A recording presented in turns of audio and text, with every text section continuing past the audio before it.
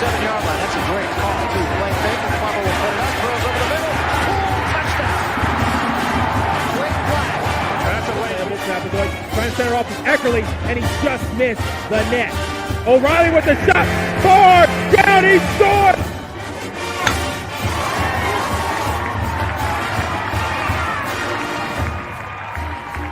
Come from behind for a month. Now with the lead, they're getting a little wobbly. Philadelphia, they won't get it. Wow. Edwards pulls off and buries the flag.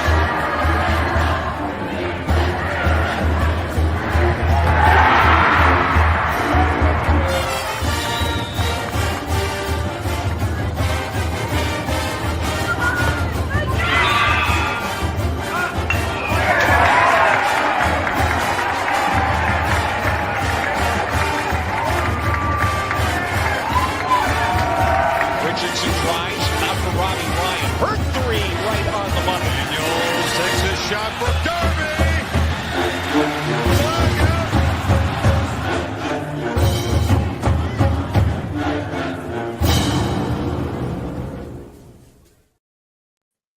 What is up, my Pitchfork Lunch peeps? Welcome into Mike McMurray Day, is it? Hump Day. Woo woo! That's for Mama. Welcome into the Wednesday edition, though, of Pitchfork Lunch, as I'm coming to you live. And again, so stoked you're joining me as we rip around Sun Devil Nation, a little recap, a little preview. We got it all coming up here, but you can, by the way, I am Michael Carasanudo at Diablo00 on X, the artist formerly known as the Twitter, as you guys all know this. I see the show live there every day, Monday through Friday, 12 to 1. Pardon me.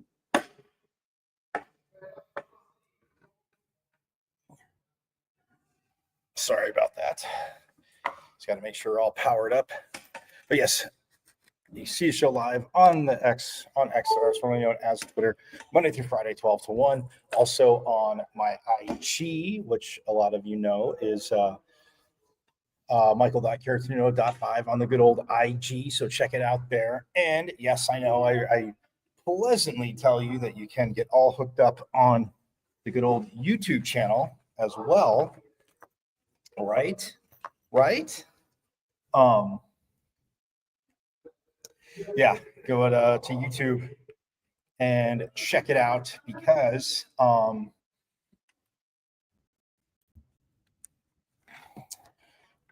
yes, you have a lot there. So watch live on YouTube, but you can subscribe to my channel, which you should watch live and subscribe anyway. And all you have to do is go to, you see my name, Michael Carasanudo, you go to YouTube, and it's at M as in Michael, V as in Victory, C as in Champ 005 at NBC 005 on YouTube, and subscribe as you get again, all the con reviews that we've had. Yes, conversations / people call them interviews, but we're Sun Devils, we're innovative, we call it con reviews. You can again binge watch all those, definitely get it hooked up and watch from there. So that, my friends, yes, is always awesome. But yes, go to YouTube and you see my name, but it's at M as in Michael, V as in Victory, C as in Champ 005 at MVC 005 on YouTube, and subscribe. Because again, like I said, you have season 1 to binge watch and catch up on, and whether it's again coaches, players, voices, insiders, sounds from practice, sounds from post game, whatever. I have you covered here on Pitchfork Lunch. So again, subscribe to the good old YouTube channel. And for those of you that are watching, you also know, and those that are listening, you also know that you can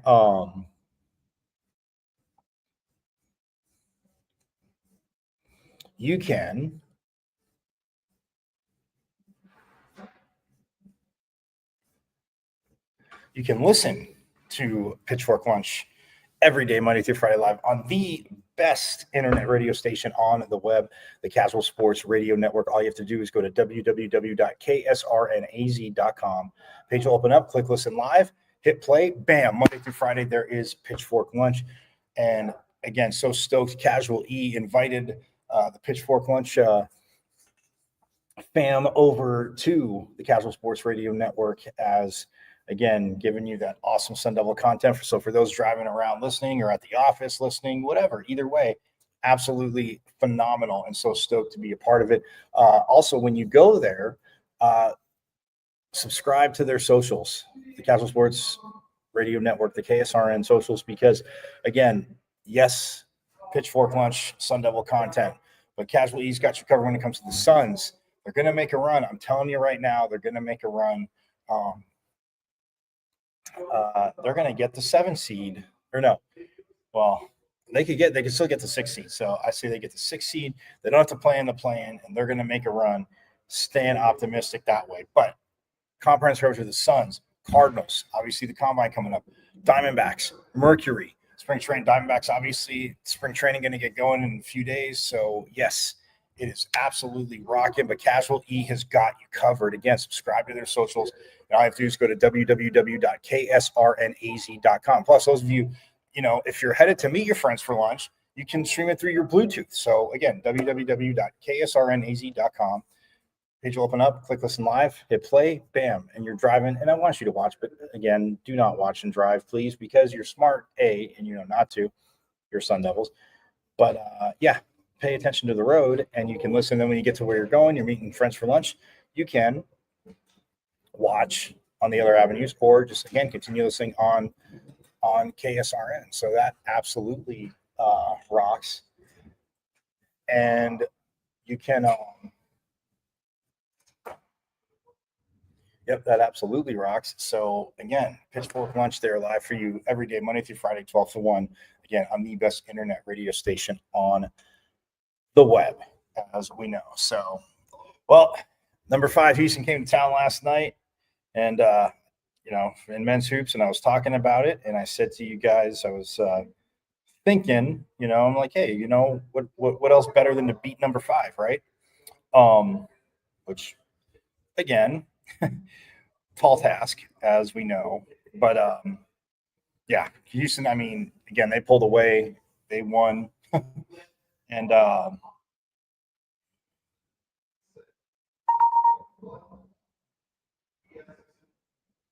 yeah, they won, beating the Devils, and I mean, they pretty much had control. They were up by 20 at one point.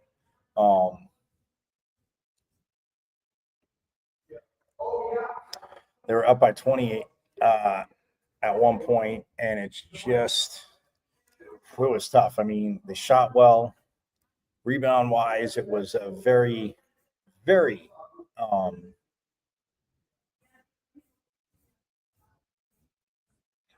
again, tough for the Devils as Houston won 80-65. They won by 15, but yeah, I mean, it was, look, I'm going to say it. Fight was there. I'm not going to go down the rabbit hole of the ref. A lot of you saw my updates last night. Again, if you're going to call a quote-unquote foul that's ticky-tack on Sean Phillips Jr., call it down on the other end when it happens to Adam Miller. Pretty much the same thing. Doesn't get called on both ends.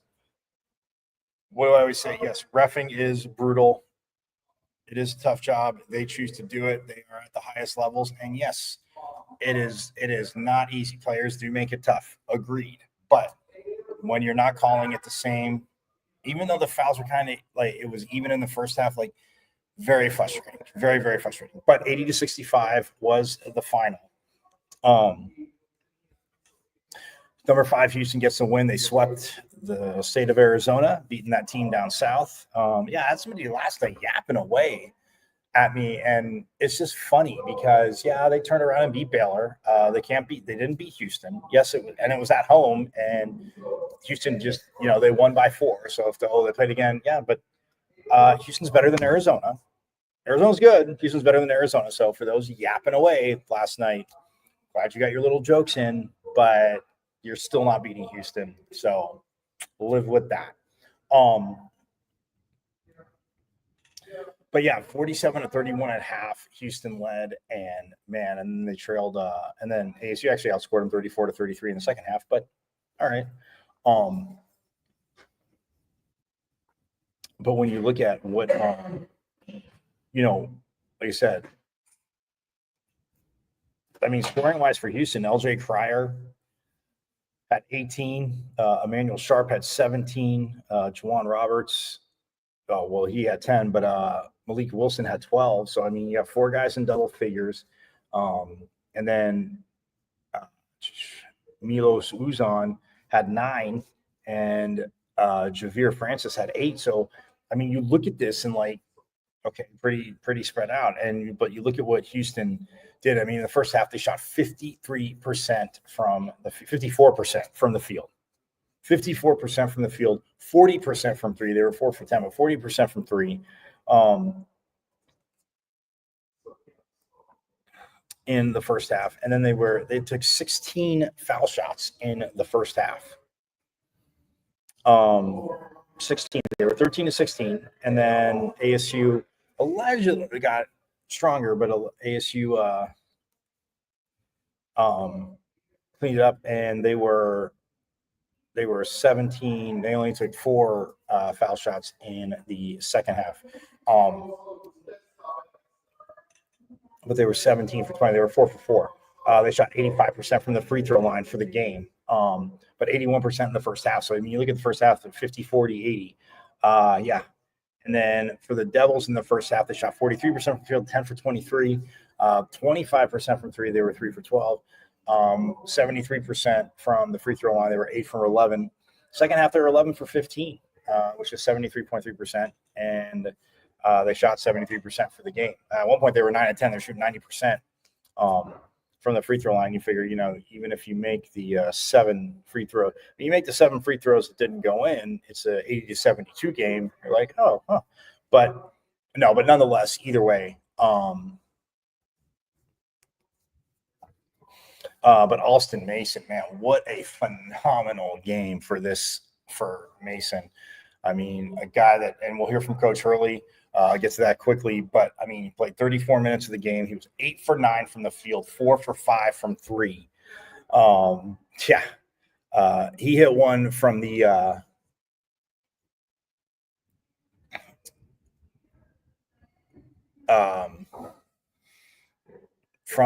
Sparky on the floor, just crazy, absolutely deep. And it was a total heat check. But I mean, 4 for 5 from 3.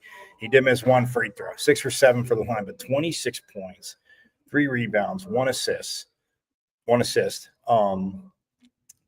2 turnovers. I mean, the Devils had 13 turnovers, but Houston had 12. So again, yes, you can't turn the ball over that much. The points off turnovers, so Houston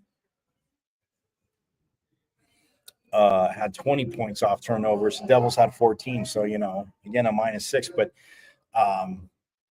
you look at points in the paint, the Devils had 20 and the Cougars had 24.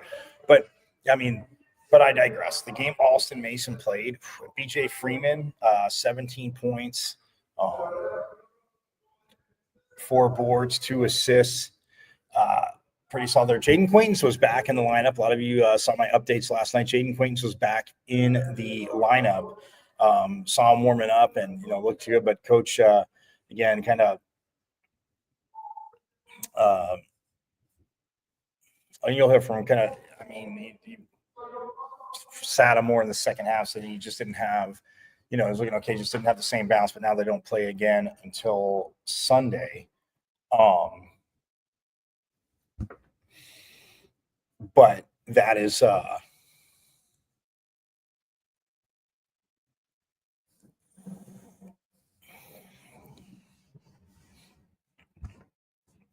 but it took him out, so and then maybe an extra, day or 2. But in warmups they look pretty good. And again, it's always obviously encouraging to see, warmups out there shooting, bouncing around. But yeah, he did play last night. He didn't have any points. Did have 2 rebounds. Yep.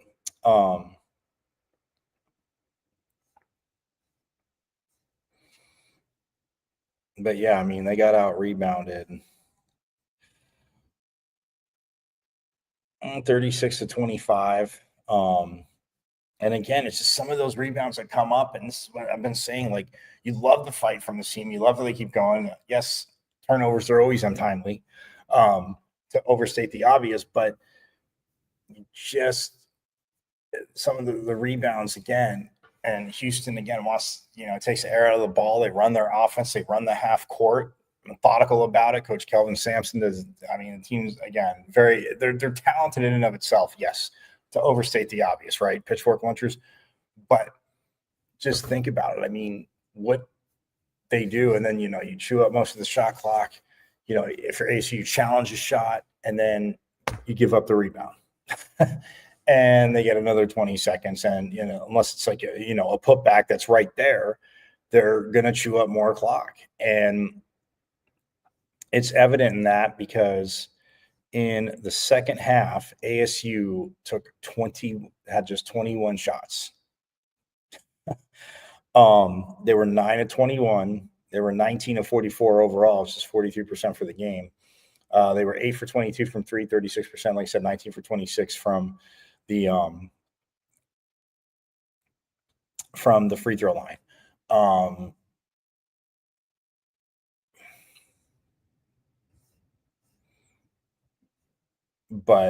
And Amir Ali, I mean, he led the team with 6 boards. But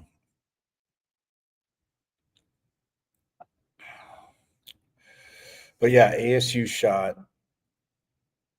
26 free throws to Houston's. I mean, again, ASU had more 20 in that second half. They, and again, Alston Mason wasn't just chucking threes, getting downhill, getting to the rim, hitting a layup. And we'll hear Coach Hurley talk about that. So again, a tough loss to number 5. And this is the longest, and I mentioned it last week. This is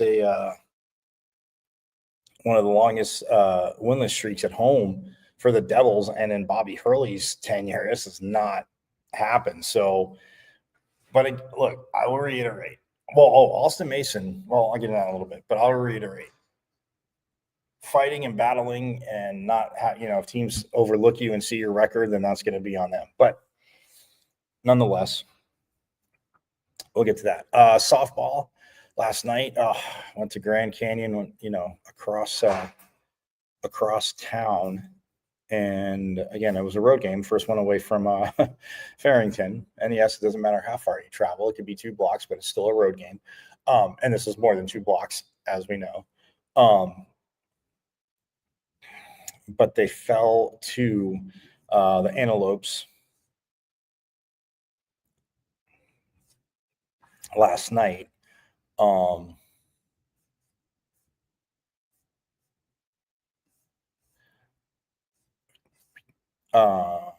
3-0.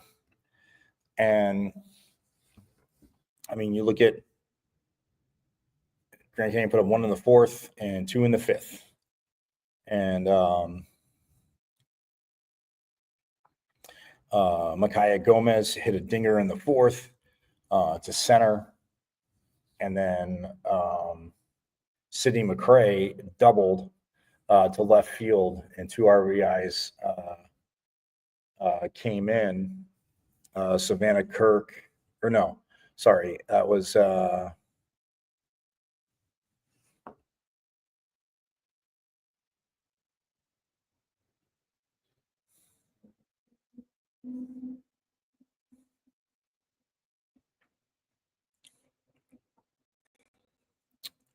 so Willa Ford scored, and Mackenzie Nolan both scored on that double by McCray.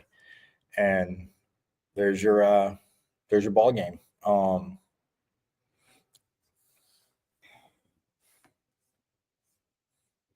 Mika Lapi started the game, and she went 4 1/3 innings, gave up 3 hits, no runs, had 2 strikeouts, threw 52 pitches. And then Kenzie Brown came in. She went 1 2/3, 3 hits, gave up 3 hits, 3 runs. They were all earned, 2 strikeouts, 2 walks. She threw 43 pitches.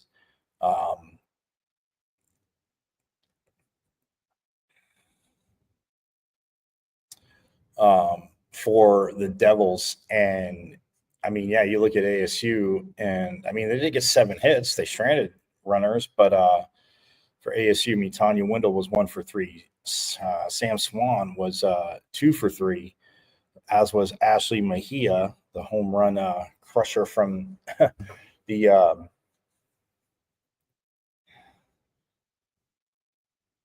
Utah Valley game. Ashley Mejia was 2 for 3, and Nahanda Lewis was 1 for 3. Aiden Allen was 1 for 1.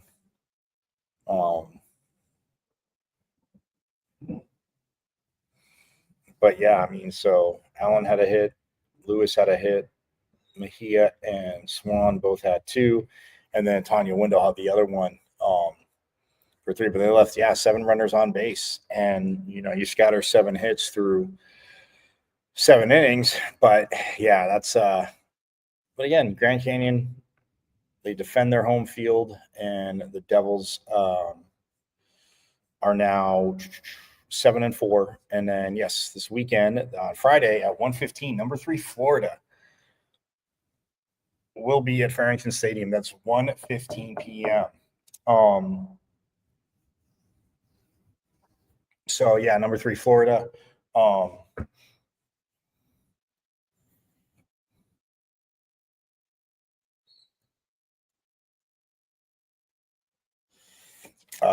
1:15, and then Friday at 4 they play Cal Baptist at 4, and then Saturday they take on Portland State, and that's at 4 p.m. And then Sunday at 11:30 a.m. All the way from Las Cruces, New Mexico State will be here taking on the Devils in the Sun Devil Classic. So we have the Kajikawa Classic that kicked off the season at Farrington, then the Littlewood Classic, and now the Sun Devil Classic. And then after that, it's the ASU Invitational. And then on Alumni Weekend, they open up March 6th, 7th, and 8th. They open up conference play, and they will take on BYU at Farrington Stadium. So, yeah, I mean, only leaving the friendly confines of Club Farrington once. But, hey, again, like I talked to Coach Barlow when we had her on the show, absolutely take this. So, but yes, a tough one to Grand Canyon last night, 3-0. And Grand Canyon, by the way, they will be back. They will be in Tempe on April 15th on tax day. So yes, everybody will have their taxes filed and come get cheered up by some phenomenal Sun Devil softball on that Tuesday at 6 p.m. But again, we got a little bit of time before that. So yes, they will have the rematch. But I'm going to step aside. When we get back, we are going to hear from Bobby Hurley post-game last night, and Austin Mason. You got to, I mean, again, the last few weeks I've been talking about it. He has been going this way. We also hear from Coach Powers coming up on the other side as well. Again, as they get set to play Western Michigan, it is going to be absolutely freaking lit at Mullet Arena Friday, Saturday. Get out there. Also, we'll hear from Artem Schling as well. So, yes, a lot to get to. So we're going to step aside when we get back. Again, we'll hear from Coach Hurley and Austin Mason wrapping up last night. And then, like I said, we shall get to hockey as well, as Western Michigan gets so stoked for this series. And, I mean, just, you guys know me. I love hockey. Stoked for this team. So, anyway, that's what we got coming up here on Pitchfork Lunch.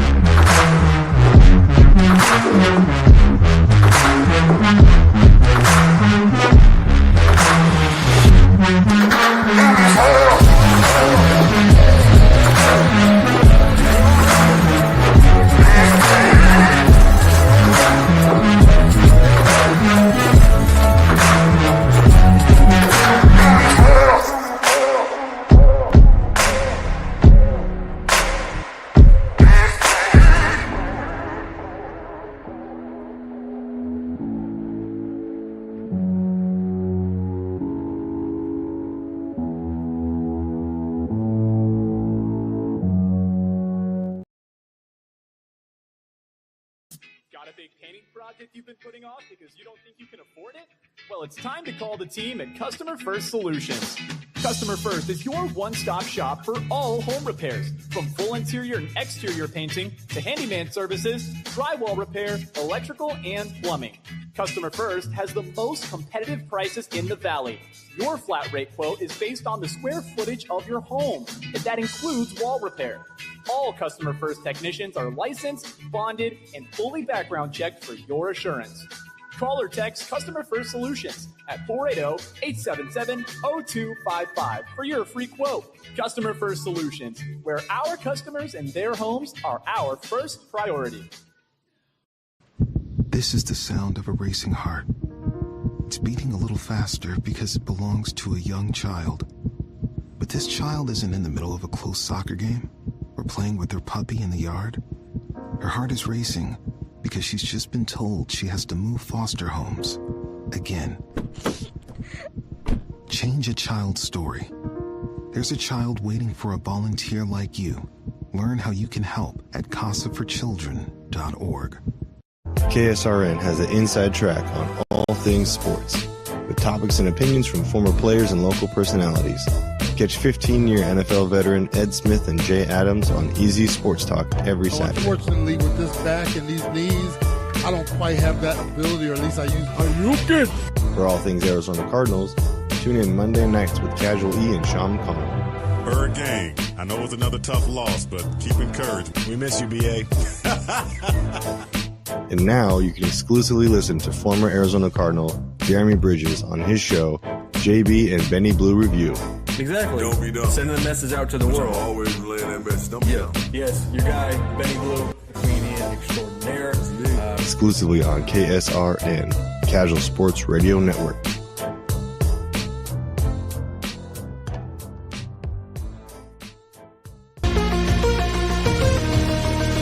KSRN has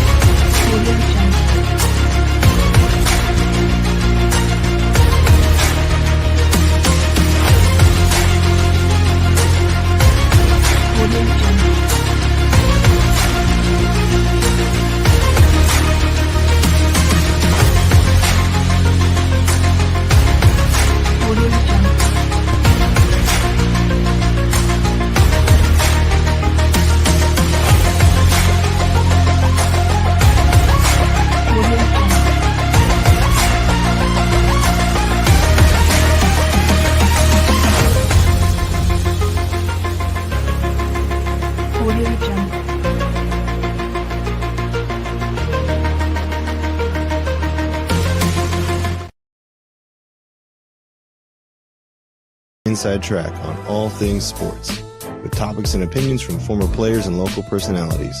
Catch 15-year NFL veteran Ed Smith and Jay Adams on Easy Sports Talk every Saturday. Unfortunately, with this back and these knees, I don't quite have that ability, or at least I use. Are you good? For all things Arizona Cardinals, tune in Monday nights with Casual E and Sean Conn. Bird Gang, I know it's another tough loss, but keep encouraged. We miss you, BA. And now you can exclusively listen to former Arizona Cardinal Jeremy Bridges on his show, JB and Benny Blue Review. Exactly. Don't be dumb. Sending the message out to the world. Always relay that message. Don't be dumb. Yes, your guy, Benny Blue, comedian extraordinaire. Exclusively on KSRN, Casual Sports Radio Network.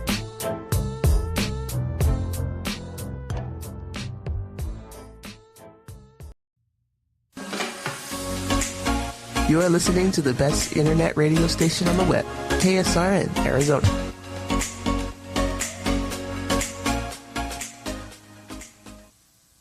Yes, you are listening to the best internet radio station on the web. If you're checking us out on the Casual Sports Radio Network, I am Michael Caratunino at Diablo00 on X, artistly known as Twitter. See the show live there every day, Monday through Friday, 12 to 1. My IG, michael.caratunino.5. The YouTube, on the YouTube, wonderful YouTube channel. It's at M's and Michael V's and Victory C's and Champ005 on YouTube. And as you know, on the Casual Sports Radio Network as well. So you can check it out live there.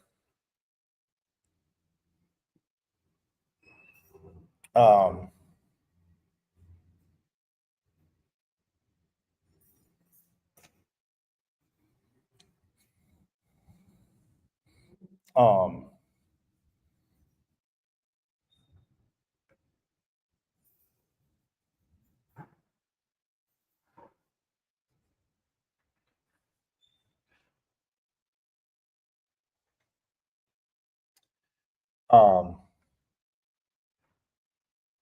so yes, and we are now going to hear from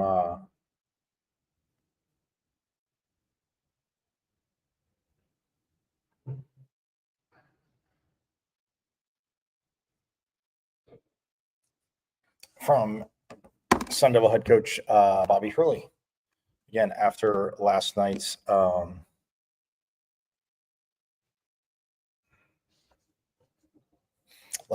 again tough 80-65 loss to Houston. At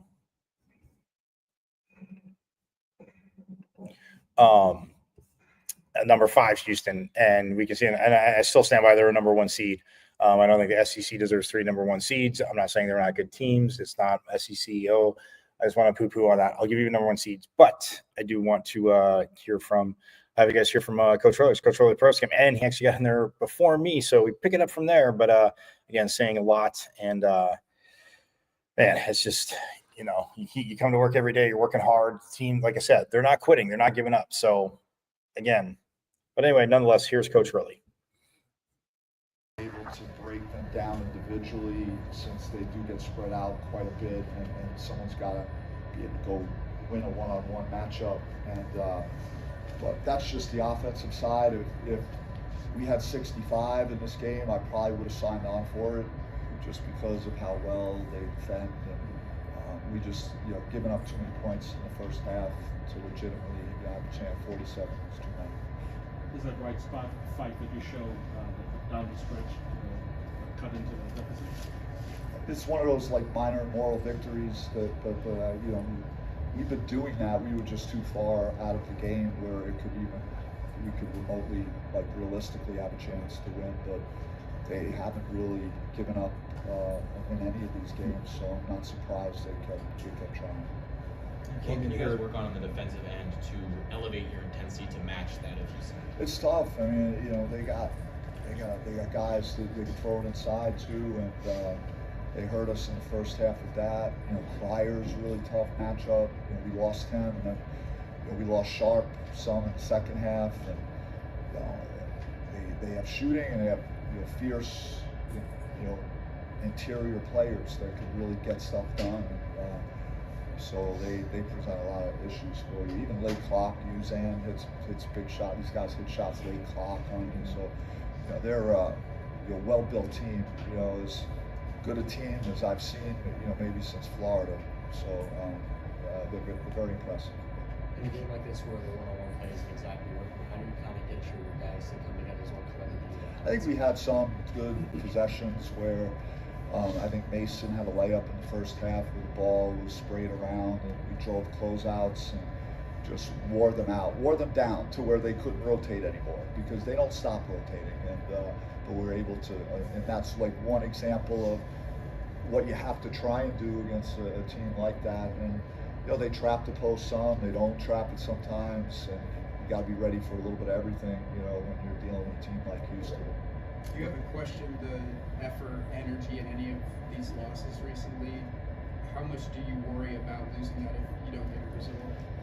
I mean, there's no guarantees in this thing. I mean, we had our chances, we didn't cash in. I mean, I don't know where it's going. I can't forecast that.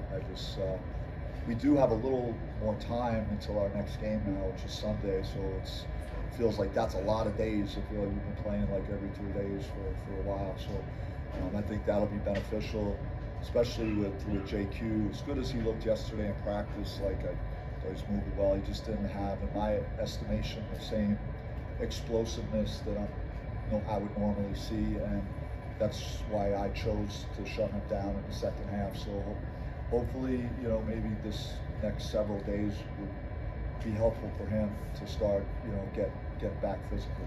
There were a couple moments in the first half there where the offense really locked in with the ball movement and all that. It seems like you guys have flashed those stretches of play at points in the season. What is the difference to get it to sustain over longer periods? Not sure. I mean, we had a couple of open shot. Team like Houston, you got to make open shots. Although we had a few in the first half, we didn't make from distance. And otherwise, I don't have a lot of answers. I mean, they're one of the best defensive teams in the league, in the country. They're holding teams to like 38% on the season, and we shot 43. So, and we didn't. I think the turnovers were about equal. We only got 44 shots in the game. I think that's the sneaky good thing about them is like how they manage the game and have quality possessions at both ends, and they really just kind of put a stranglehold on you if they get a lead. So did you feel in the second half that they were, I mean, I know they had the lead, but just trying to chew up more clock because, I mean, it seemed like you said, you're getting good looks, but just not a ton of shots going up.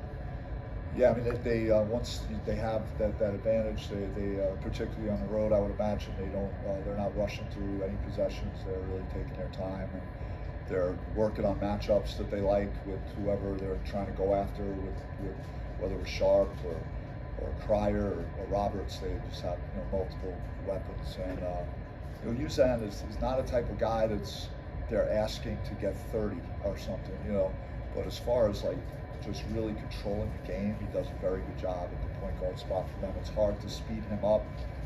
He didn't have a great shooting night tonight. I know he hit a 3 at the end of the clock one time, but he 5 assists, 1 turnover. He's just, it's hard to turn him over or speed him up. So like when you get down against them, things get more difficult. What made Austin Mason so efficient tonight? He's kind of been this way since the Arizona game, and he's been just trying to offensively put us on his back some when we need it. He's had a really good 4 or 5 game stretch. I mean, he's been good all year, but he's kind of bumped his level up just a little bit more. Why'd you come in here so quickly today versus? I usually would take a lot more time and just maybe dive into some of the reasons that we didn't win. Sometimes it's very simple. It's like, hey, they outplayed us. They were better than us tonight, and there was not a lot that we could do in this game tonight to have a legitimate chance of beating this team. And that's just the reality of that's what I felt. So I didn't think it needed a lot of commentary after the game. Anything else? Thank you. Thank you.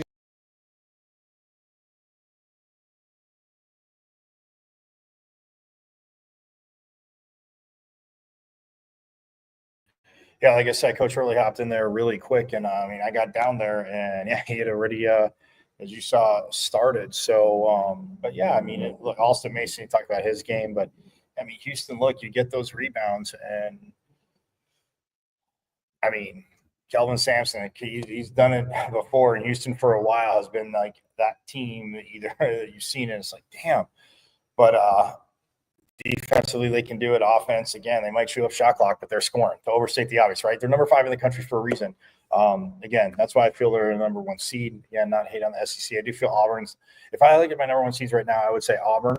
And that's because you've seen them I've seen about probably, I would say, in total, 4 of their games and a ton of highlights. Obviously good, but I'd say Auburn's a number 1 seed, Duke's a number 1 seed, Houston's a number 1 seed, and I would say Florida. I would say I could see 2, Auburn and Florida. And no, not just because Florida beat the Sun Devil. I know you Pitchfork Monsters are saying, oh, well, hey, but nonetheless, I'm just saying that's that. So, but yeah, Houston, like Coach really said, you're going to score 65. Like, okay, we could take that. We could win with that, knowing, again, how they want to slow the tempo and, but we go from Austin Mason now because I asked him about, getting out on the break and stuff like that and how they slowed it down. And again, like I said, phenomenal game for Austin Mason. And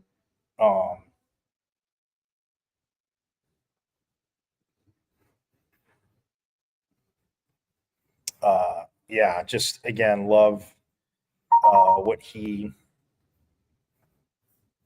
was able to do, obviously. But yeah, just smoking from the field. And then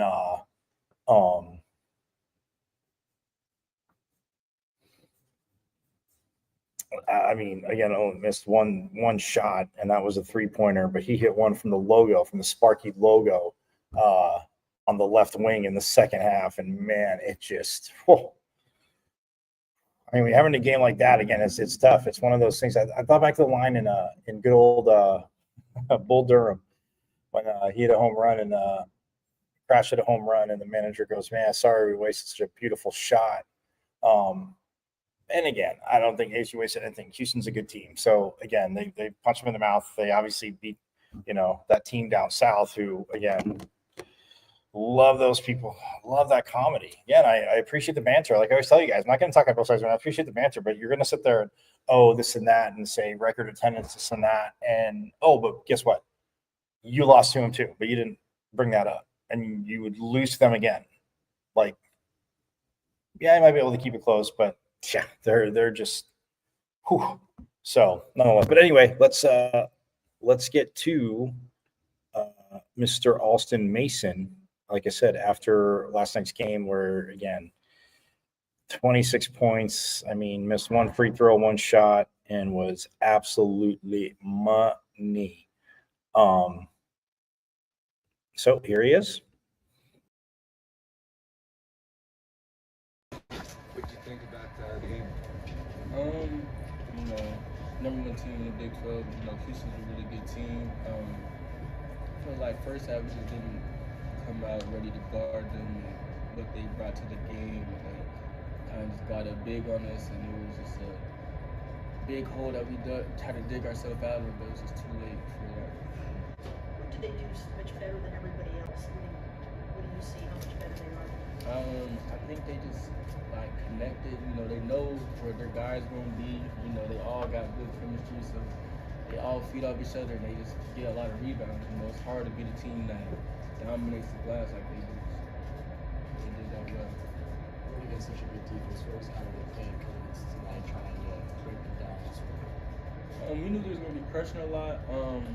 Kind of just soften them up by doing different back screens, cuts, stuff like that, going towards the basket. When you're going against an aggressive team, you got to match their aggressiveness, and that's kind of what the mentality was for us.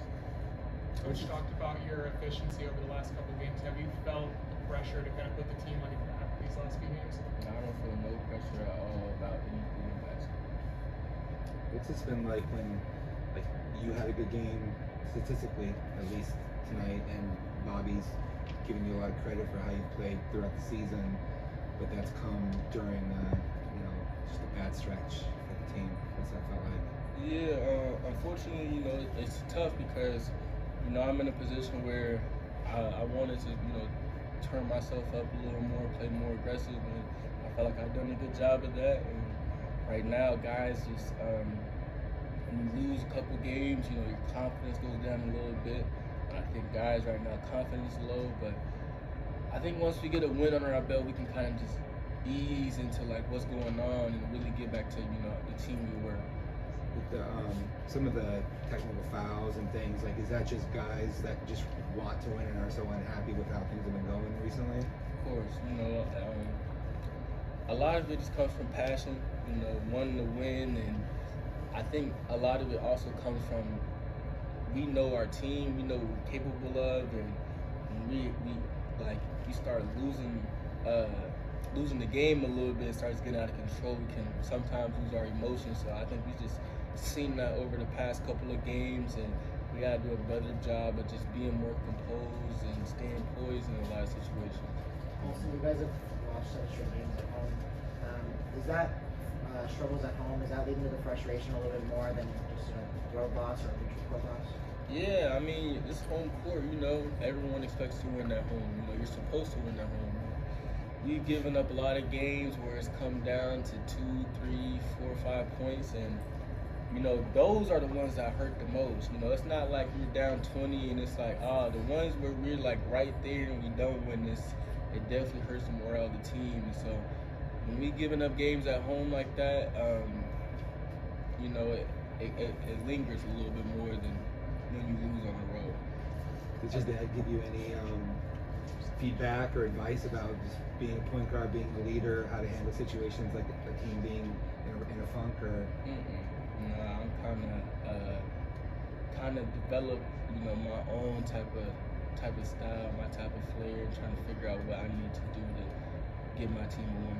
Is there anybody else that you lean on for their advice or thoughts in such situations? Nobody besides the people in the locker room. I'm here with the team all the time, trying to figure out different ways we could try to do something to win or tweak this thing to win. So all the guys in the locker room, that's who I believe in. As a guy who's kind of been around for a while playing the game, how do you help a guy like Hassan who's kind of been struggling with once the season kind of get back into a groove? You just got to, as a freshman, it gets hard, especially when, you see us losing and then your shot might not be falling. I think for Jason, he just has to find a different way to bring something else to the game. And once that happens, then it's going to take the pressure off of, oh, I got to make this shot. You know what I mean? I feel like sometimes, and I was the same way, if I didn't make a shot, I put a little more pressure on myself to make the next shot. I think he's just kind of at that phase. So if he, figures out, hey, if I start off with a couple rebounds or a steal, this could get me going, and then my shot's going to come and it's going to be a little bit easier. Do you feel like the team is playing with a sense of urgency or desperation as the losses kind of mount? Honestly, tonight I thought the first half we did not, and I thought at stretches of the game we did it. And then a little bit of the second half we did a little bit, but it was a little bit too late for that. But in the majority of the games we had, and again it goes back to losing games where we lost by 2, and it's so draining because we put so much energy and effort into it. And so we just got to figure out a way to just finish games better too. You mentioned Houston's connectivity. Are there any ways for you guys to build up more connectivity for this group over the last 5 or 6 games? It's definitely hard, especially over the last couple of games right here. But I always say it starts with one. As long as we can get one game to where we can just relieve the pressure off for a little bit, that can just have guys get a little more comfortable and trust in each other a lot more. So I just think it takes a win, and the Big 12 is not going to give nobody a win. So we just got to come prepared and come ready to go. The coach was talking about how obviously tonight with Houston, offensively they want to control the tempo and slow it down. Was that kind of a point of frustration a little bit for you guys? Because sometimes you're able to kind of get out and run a little bit, but they just the fact that they were controlling that end of the court. Wasn't really frustrating. I think the defensive part for us, we was just really lackluster. And second chance points was hurting us, and they was getting a lot of points off turnovers. So stuff like that, when you go in against a team like that, you can't make too many mistakes.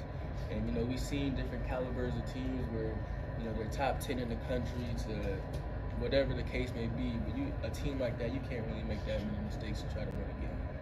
It seemed like in the first half they were really kind of collapsing on the picks and really doubling the ball handler. How do you deal with that? And have you seen coverage like that this year?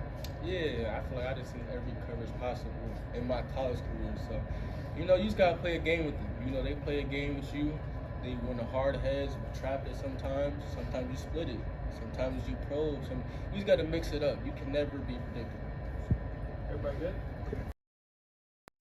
And there he is, Alston Mason. And like you said last night, felt a little flat, man. He, as a point guard, absolutely sparking the kind of play you want to see.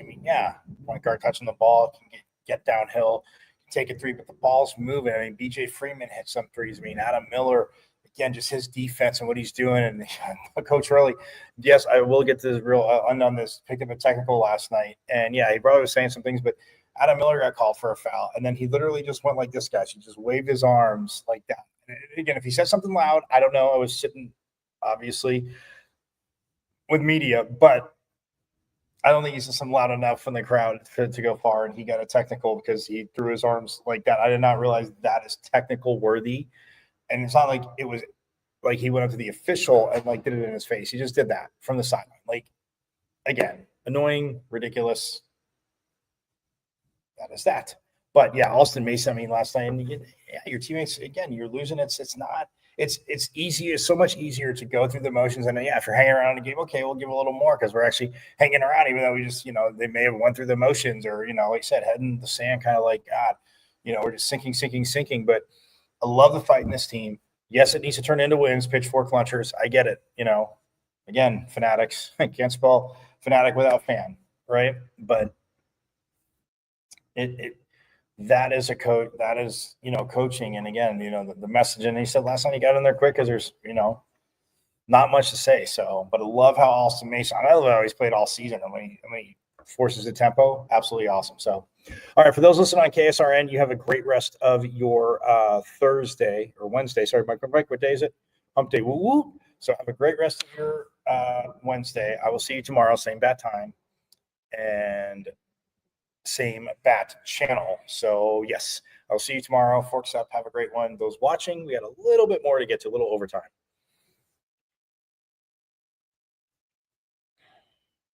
So, and I did promise you guys, we are going to hear from Coach Powers. Hockey, again, Western Michigan, absolutely huge. Western Michigan is in first place. The Sun Devils are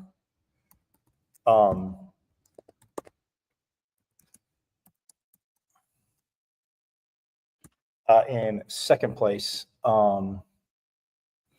National Collegiate Hockey Conference, again, first year in it, and a chance to win. Does that sound familiar to you guys? First year in it, chance to win it. But it comes down to this. Western Michigan, 45 points. The Sun Devils, 40 points. Coach Powers and again, I just love Coach Powers' message. And plus, again, a lot of you know, and I'm telling you something you already know. Some of you don't know, but I mean, he was a goalie. He played goalie. And again, goalies as coaches, I just think that certain sports, different positions, but yeah, I love it. I love it. And again, Coach Powers, and again, yes, aiming to get him on the show. Same thing with Lucas Sillinger. We're trying to work out schedule things and go from there. Nonetheless, yes, but also get Coach Powers. But look, I digress. Western Michigan, 45 points. The Sun Devils, 40 points. Second place in the conference. First and second, I mean, Omaha is at 38, and ASU, again, has them last. ASU has them the last series, but that is in Nebraska, in Omaha. So, yes, but, I mean, the Devils, 12-7-1 in conference, 17-11-2 overall. Western Michigan, 15-2-1 in conference, 22-5-1 overall, and their schedule's been insane. I'll get to that more so tomorrow. But, yeah, Coach Powers, I mean, coming off the Minnesota Duluth, who, again, they now have 22 points. They are 7-10-1 in conference play, 11-15-2 overall. And Coach says, and people can say, oh, it's coach speak, it's lip service, but that is a very good team and the draft picks. But we'll hear anyway. So let's get to Coach Powers, because again, caught up with them at his availability yesterday, and I want you guys to hear this that didn't see it, because again, absolutely awesome. So here is head coach Greg Powers of the phenomenal Sun Devil men's hockey team, and him and his staff, again, just doing such a great job. But yes, here he is. In a series now against Western Michigan where they are so big and so physical, how do you go and attack that? Like, forward battles, corners, they're gonna bring physicality. Yeah, I mean, it's we're not a really big team up front. We're built fast and with a lot of speed, and there's just some teams that play us really hard with the physicality and that bring a little bit more beef. And we got to do what we got to do to try and match up with those teams. I thought Duluth played us really hard and heavy. Western's going to do the same. And we got to counteract that with guys that play a little bit heavier and a little bit more downhill than others, right? So we got to do what we can to counteract that. What do you reflect on last weekend in Duluth? Probably a disappointing result for you guys. Yeah, I mean, I think we've built the expectation where we expect to win every game we play. I think that perspective sometimes is needed in life, and certainly in sport. And Duluth's a hell of a team. I've said it for a long time since we played them here. I just think that they're way better than their record. A lot of draft picks, a lot of high draft picks, a lot of really talented kids. Obviously a legendary coach, a program that has won 3 national championships in the last decade. And what's perspective, I think, is, feeling a little disappointed going on the road to such a good program and getting 3 out of 6 points and not feeling content, right? I think that speaks volumes about, most importantly, where our players have put ourselves in position this year. This is what I said to him today. I said, hey, if you go back to November, after our first Omaha loss, we're 3-7-1, and over the course of our next 20, we're going to go 14-4-2. 3 of those losses are going to be in overtime. One's going to be with a 4-1 lead that we kind of stunk away, and put ourselves in a position, to be where we need to be, to have, if we have success over the next 4 games from a pairwise standpoint, to get into the NCAA tournament, which we are, where we need to be to still, if we have a great weekend this weekend, take over first place in the conference. There's not a guy in this room, including myself, that wouldn't have taken that. That's where we are. It's exactly where we are. So we try our best to get our players and everybody in our program to always focus on what we do have, not what we don't. What we have is complete control of our destiny, both from a conference standpoint and a pairwise standpoint, with an unbelievable hockey team coming in here this weekend. And that's an opportunity that we have earned and that we have created for ourselves. And it's something that I'm really proud of our team for. Coach, Western Michigan has outstanding goaltending this season. What have you seen from them, and what makes it so difficult to game plan for their goaltending? Yeah, they're just 2 really good goalies. Obviously, their older guy Rose has just gotten better and better and better as he's progressed throughout his career, and found a home there in Kalamazoo that just suits his game, and he's a great goalie. And then obviously the freshman's world class in every way, and he probably easily could have been the world junior starter had they not had a guy that's been there twice, 2 years prior to this year. So it's legitimately a 2-headed monster, and it's one that you're just gonna have to be good goalies. You got to get pucks on them and second chance opportunities and create traffic and make it hard on them, and that's what we're gonna have to do. And what can you say about what they do defensively? They don't allow a ton of shots. What have you seen there? They're good offensively and defensively. That's why they've only lost 5 games. They haven't lost a game in regulation in conference play. So the challenge, as we know, is steep. They're a hell of a team. With Furch is one of the best coaches in college hockey, and I have a ton of respect and admiration for him and how his staff goes about their business and how they've built their program into a winner every year. And so we're trying to do here. You allowed a couple special team goals this past weekend, and now you face another top 5 power play. How do you attack that? What do you do? I think the special teams goals, they're gonna happen. It's inevitable. You need your goalies to be your best killers. And I thought last weekend, unfortunately on Friday, that we weren't. That wasn't the case. So our guys are capable. They both have been great throughout the year. But we need them down through the stretch to be our best killers if our kill's gonna get the job done for us. What more did you want to see out of Pat on Friday?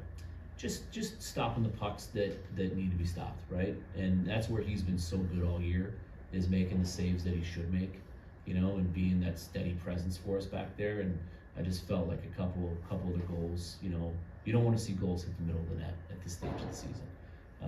He made some big saves. And at the end of the day, he only let in 2 goals in regulation. So we did not lose because of Pat Friday at any level.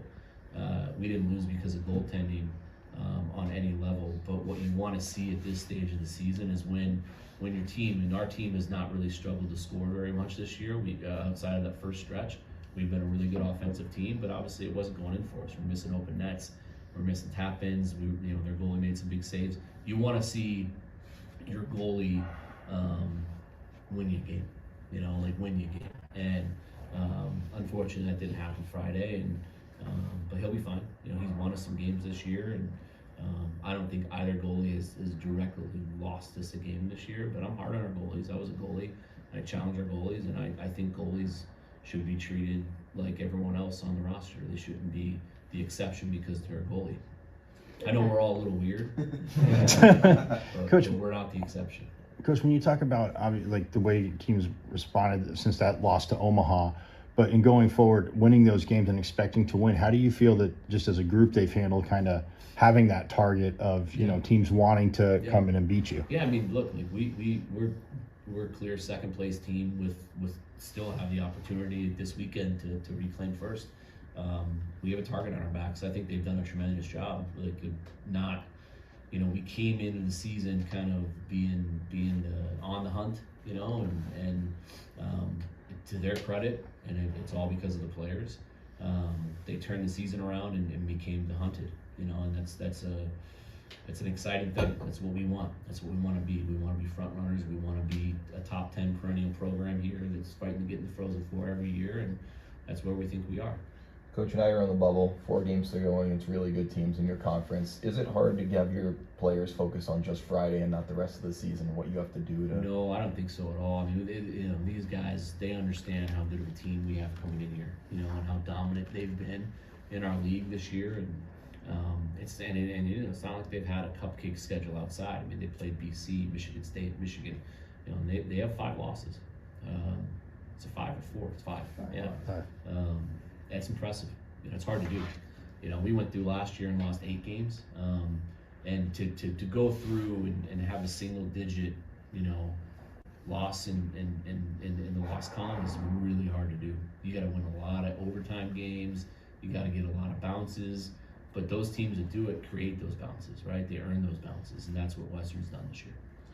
Do you see a structural weak point in their game that you guys can attack and you think maybe help you beat? There's no structural weak points in what they do and how they do it. We just gotta. This is the true week where our identity is fast and relentless. If we don't play fast, we won't have success this weekend. If we don't play relentless, we won't have success this weekend. If we want to do just one of the two, we won't have success this weekend. We have to do both. Yeah. Right? We have to play to our identity and believe that our identity and what we have on our side is enough to have success against anybody, because it is, and we've proven that. But without both, we won't have success. Did you feel like your team played to its identity this past weekend? In stretches, yeah, I do. I do absolutely in stretches, and obviously not for a complete 60 minutes. We did not. I thought that Friday I really liked our third period. I really liked it. It felt like we just were playing downhill. Really committed to getting pucks in behind them, establishing a forecheck, which we didn't do great in the first 2.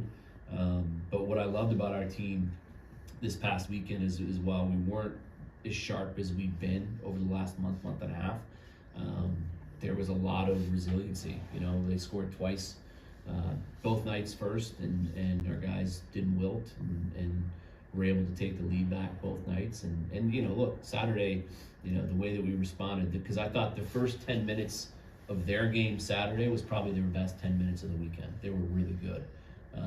And our guys withstood it, and then grabbed a lead going in the third, and the bounce they got to tie it was just, that's puck luck. It was a crazy bounce. And even though they got that bounce 11 seconds in to tie it, I thought we were the better team in the third. We just couldn't buy a goal. We had tons of chances. We've talked about all year our overtime record. Both nights we had the opportunity to end the game. And we didn't do it. Their goalie made some big saves, and we didn't put the puck in the net. But every overtime this year, you go back and you look, every overtime this year, minus the Michigan tie, where Gibby stood on his head to keep us in it, we've had chances to end the game. So it's not that we're playing poorly in 3-on-3. We just haven't capitalized on our chances, and other teams have. And moving forward, you're probably going to see at least one overtime game this weekend. That's just that things are tight. We have 4 in a row. Teams are tightening up, and you're going to have to win games in 3-on-3. And we're probably going to have to win one this weekend. You mentioned taking Shane out of the lineup last weekend to beef up the lineup a little bit. Are you going to continue to do some of the same this weekend? Yeah, I don't know. I mean, Western's a big, hard-heavy team, so we're going to look at some different options and what we can do to kind of counteract that and give us some physicality up front that we lack in other areas, and we'll continue to kind of make that determination throughout the week. How are you guys feeling health-wise going into this weekend as a whole? Pretty good. Obviously we miss Benji a lot, and I mean, just his leadership, his tenacity, his grit, his blue-collar approach to everything that he does is really what we're lacking right now, and it's hard to replace that. A kid that has that experience and the way that he just does everything in his life, it's hard to replace that on the ice. So, we're looking for volunteers. Is Yes, there more of a sense of pressure with this past weekend not going how you wanted to within these past 4 games as you guys are kind of controlling your destiny? Yeah, I think that pressure's a privilege, right? And that was the message today. I mean, it's we need to have fun with this. We've earned this. This is a great opportunity. This is what this program has built for and towards for the last decade, is to be in a league and be in late February in front of what's going to be a sold-out crowd against one of, if not the best team in the country to date, and have it within our destiny and our control to take the season by the throat, you know, and that's what we have. That's a pressure that you can only look at as a privilege. And again, that was the message today, and I know our guys absolutely are going to embrace it and empty the tanks on Friday. You talked about the chances that you guys were getting. Why do you think they're not falling in for you guys? This weekend? Yeah, Saturday. Just puck luck. It's just Friday and Saturday. I mean, it's hockey, you know. Guys are doing everything to earn the chances and get the chances, and tap-ins, open nets, whatever it is. I've never told a player here that I expect points or goals or assists, and you just got to stay positive with it. You expect 2 things, you know, in our program, and that's effort and attitude. And if you have those 2 things, I genuinely believe that we'll have success, and I believe that's why we have had success, because for the most part, especially over the last 20 games, effort's been great, attitude's been tremendous, and there's going to be nights where they don't go in. It's just the way the game works, and you just got to keep going at it. You reference overtimes, and of course these good teams, overtime is possible. The pairwise doesn't look as fondly on overtime wins or losses. How do you view an overtime win or loss versus trying to get done in regulation? Well, it feels good, right? Like, I mean, it feels good when there's nothing worse. Even though you know the win or loss in overtime doesn't really affect the pairwise that much. I mean, if we would have beat Denver in overtime and we would have beaten Duluth in game in overtime, we'd still be in the exact same pairwise position we are today, right? But you still go into the locker room feeling good about winning. You still get credit for a win in the win column, and that has to mean something. At the end of the day, we're about winning hockey games, and the rules are the rules, and the structure is the structure, and the pairwise is the pairwise.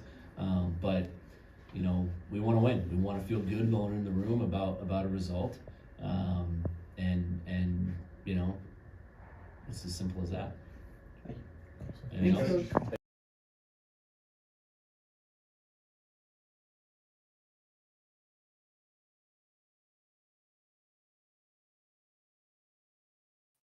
And I learned something new there with the pairwise, with the overtime wins. I mean, that's one of those things where, hold 1 second, please.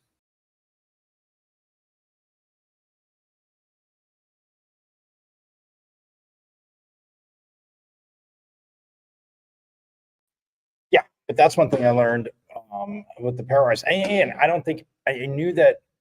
I mean, yeah, you get credit for a win, but like, I'm not saying it should be like double bonus, because yeah, running in regulation, obviously, you know, you go to overtime, and it's one of those things where you can understand it, but at the same time, like, I just think that inevitably you should be rewarded for win. Now, where it would affect the pairwise, and again, if it sounds like I'm talking out of both sides of my mouth, but when Coach Power said that, and I got to talk to him more about that. That's one thing I will have a little convo with him about that, because, like, yeah, I mean, if you lose in overtime, again, it shouldn't, pardon me, be affected. You know, it still affect you in the pairwise again because you lost the game, even if you forced overtime. But maybe it doesn't affect you as much. But still, winning a game, I still think you should get the full. And again, full might be the wrong descriptive word, but full credit for in the pairwise, which again, ASU is right there. But yeah, huge this Saturday, guys. Saturday, yes, Friday and Saturday, Western Michigan. We'll talk more about it tomorrow and get into Western Michigan's numbers, because, like I said, I mean, I already told you, standings wise, they are just absolutely crushing it. I mean, it's a team that, like Coach said, I mean, they played, I mean, they've played Boston College, they played Michigan, they've played, obviously Denver's in conference, but they also played Michigan State, Michigan Tech, Michigan State, and then so yeah, I mean, it's a talented, very very talented team. So, But that's going to do it again. I hope you enjoyed a little bit of a pitchfork lunch overtime. Again, it's always a beautiful day in the Sun Devil neighborhood when that happens. But nonetheless, we will hear from Artem Slane tomorrow. That I do promise. Sun Devil forward, who again his rights are controlled by the other Devils, which is phenomenal. So yes, forks up to Artem Slane on that. But no, nonetheless, we'll hear from him tomorrow. But again, Coach Powers, love it. We'll get more into that tomorrow too. But nonetheless, yeah. So that is, it'll be awesome against Western Michigan and this team. And again, we'll see if Charlie Shane plays. Benji Eckerly, obviously get more into that. This injury's out. Coach talked about it right there. But yeah, I will see you guys tomorrow. Same bad time, same bad channel. Have a phenomenal rest of your Mike. What day is it? Hump day. Woo woo. Yep, that's for Mama. Always for Mama. So I will see you tomorrow. Have a phenomenal rest of your day. Wednesday, I'll see you tomorrow. And by the way, tonight, Women's Hoops is at home at Desert Financial Arena, and they will be taking on TCU, who is number 10 in the country. So yeah, back-to-back nights, ranked teams coming in here. Hey, we'll see what this fighting team can do, because I will say this, both teams have definitely fought. So, and then Saturday, they go to Provo to take on BYU, be the Devils. So nonetheless, but yes, so 6:30 p.m. tonight, TCU, get out to Desert Financial Arena. But yes, have a phenomenal rest of your Wednesday. I will see you tomorrow. And yes, hashtag our state, thanks to reigning Big 12 champs, volleyball, Coach Van Neal. Absolutely awesome. Yes, so hashtag our state. And you guys know it. As always, since it is our state, forks up. I went to Arizona State. Right. I'm a Sun Devil, man. 27-yard line. That's a great call, too. Blaine Baker, Plummer will put it up, throws over the middle. Touchdown. Great play. That's a way. Trying to center off with Eckerly, and he just missed the net. O'Reilly with the shot. Far down, he scored.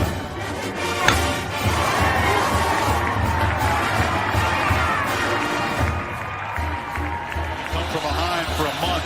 Now with the lead, they're getting a little wobbly.